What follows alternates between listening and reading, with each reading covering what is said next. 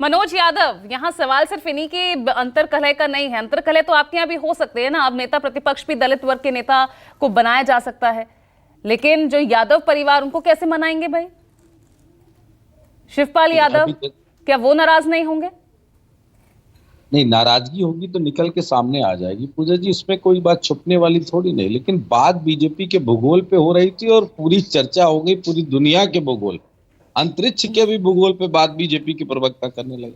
अरे सिंपल सी बात है, केशव प्रसाद मौर्य और ब्रजेश पाठक जी हटाना चाहते हैं। वो नहीं चाहते हैं कि योगी आदित्यनाथ मुख्यमंत्री रहे। ये जो आपका केंद्रीय नेतृत्व तो वो नहीं चाहता है कि योगी जी मुख्यमंत्री रहे। इतनी सी बात है, आप ये नहीं बता पा रहे हैं कि आप योगी जी को हटाने के पक्ष में हैं कि विपक्ष में। किस पक्ष में? इतनी बात है सिंह जी को बतानी चाहिए थी।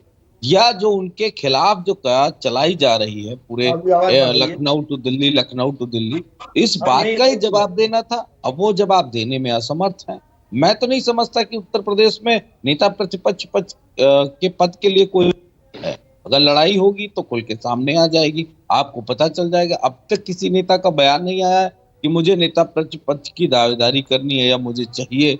ना कोई पार्टी में कंट्रोवर्सी आई है। कल शाम से लगातार चल रहा है कि पीडीए में से कोई एक व्यक्ति होगा, उसमें पिछड़ा भी होगा, दलित हो सकता है या अल्पसंख्यक समाज का भी हो सकता है। पल्लवी पटेल ने भी मुलाकात की है सीएम योगी से। नहीं तो पल्लवी पटेल जी जाएंगे, वो तो साइकिल के निशान से है विधायक। अगर वो दूसरा दल ज्वाइन करेंगी या किसी तरह की कोई और वो चीजें करेंगी, सरकार में शामिल होंगी, तो उनकी सदस्यता चली जाएगी। और मैं तो कहता हूं अगर कोई बहुत जिम्मेदार और अपने आप को बड़ा नेता उत्तर प्रदेश में, अगर विधायक गए थे उनकी कर रहा हूं, अपना दो और जाके चुन के जीत के आओ।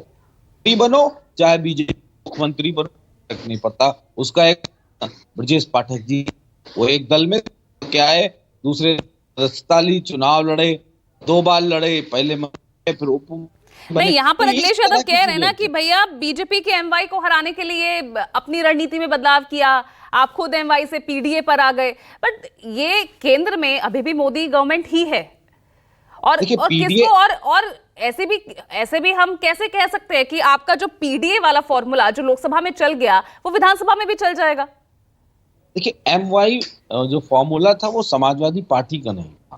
ये विपक्षियों ने, चाहे बीजेपी हो या अन्य कोई दल हो, उन्होंने हमको ये फार्मूला दिया था। पीडीए का नारा आदरणीय अखिलेश यादव जी ने दिया है और उसमें समाहित किया है उत्तर प्रदेश की 90% आबादी को, जो गरीब है, जो बेरोजगार है, जो किसान है, मजदूर है, बुनकर है, नौजवान है, दलित है, पिछड़ा है, अल्पसंख्यक है, अगड़ों में भी जो समाजवादी विचारधारा को मानने वाला है, संविधान को मानने वाला है, वो लोग इसमें समाहित हैं। हम उनकी बात कर रहे हैं, उन्हीं से हम अपना पूरा सिस्टमेटिक पूरी राजनीति जैसे चलाई जा सकती है वो चलाने का प्रयत्न कर रहे हैं। मैं ये पूछना चाहता हूं कि हमने एमवाई को उत्तर प्रदेश में हराया कि नहीं हराया, ये मेरा सवाल है। अगर हराया है तो फिर हम पे सवाल जवाब होना चाहिए कि हाँ समाजवादी पार्टी ने एक बेहतर परफॉर्मेंस की, समाजवादी पार्टी ने अपने समीकरण सही किए। कोई डाउट नहीं कि बहुत बेहतरीन प्रदर्शन किया लोकसभा चुनाव में, लेकिन सवाल ये है कि जो फॉर्मूला लोकसभा चुनाव में चल गया, इसकी क्या गारंटी है कि विधानसभा चुनाव तक ये टिका रहेगा? क्या पीडीए विधानसभा चुनाव में भी चल जाएगा? नहीं, देखिए, आप विधानसभा चुनाव या उपचुनाव में पीडीए स्क्वायर करने जा रहे हैं और ये फार्मूला मैथ का आपको भी पता होगा और आपके पैनल में बैठे लोगों को भी पता होगा। पीडीए स्क्वायर होगा, फिर अगले चुनाव में पीडीए को क्यूब में हम तब्दील करेंगे। तो ये लगातार इसमें हम वृद्धि करेंगे और इसलिए वृद्धि करेंगे क्योंकि इस देश की जो सबसे मूल लड़ाई है वो लड़ाई ये है कि इस देश के बहुसंख्यक आबादी को उसका हक अधिकार, चाहे वो शैक्षणिक हो, चाहे वो स्वास्थ्य का हो, चाहे वो सुरक्षा का हो, चाहे वो समाज में बैठने, चलने, फिरने, उठने, जो कुछ भी, मोछ रखाने का, घोड़ी पे चढ़ने का, ये अधिकार अभी उसको नहीं मिल पाया। आजादी के पता नहीं कौन सी वर्षगांठ मना के बीजेपी के लोग बड़े अमृत काल मना के बड़े खुश हो रहे हैं, लेकिन अगर किसी दलित जाति का बेटा घोड़ी पे चढ़ जाए तो इन आरएसएस और बीजेपी वालों को बर्दाश्त नहीं होता। कोई मोछे रखा ले बड़ी बड़ी तो वो भी इनको नहीं बर्दाश्त होता है। तो लड़ाई तो अब ये होगी और इसको हम जब स्क्वायर करेंगे तो मैं आपको पूछे जी, बड़ी जिम्मेदारी कि चारों खाने बीजेपी जीत होगी।